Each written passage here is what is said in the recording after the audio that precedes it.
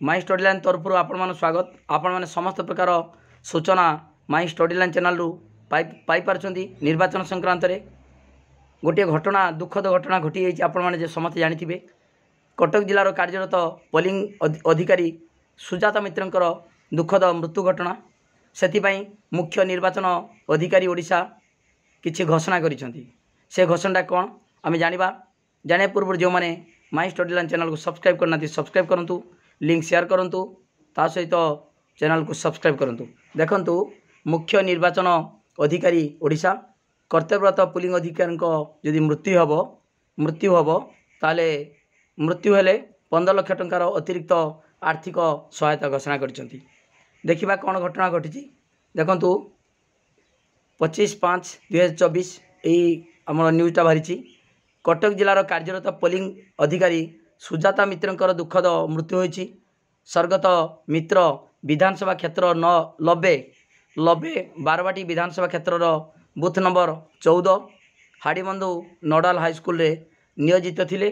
मुख्य निर्वाचन अधिकारी श्री निकुंज बिहारी धल यह दुखद घटना रे गभीर शोक प्रकाश करने सहित स्वर्गत आचार्य शोक संतप्त परिवार वर्ग प्रति गभीर समवेदना जनाइछंती।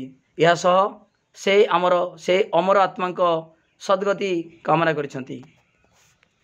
देखंतु आउ कोन देछि विधि मुताबक साहाय्य व्यतिरेक जति विधि अछि गवर्नमेंट रो जति मिलवा कथा मिलिबो ता सहित किछि सहायता राशि घोषणा होइछि। विधि मुताबक ता व्यतीत साहाय्य व्यतिरेक ता व्यतीत भारत निर्वाचन आयोग घोषणा मते 15 लाख टंकार अतिरिक्त एक्स्ट्रा अनुकंपामूलक सहायता राशि प्रदान करा बोली मुख्य निर्वाचन अधिकारी कहते।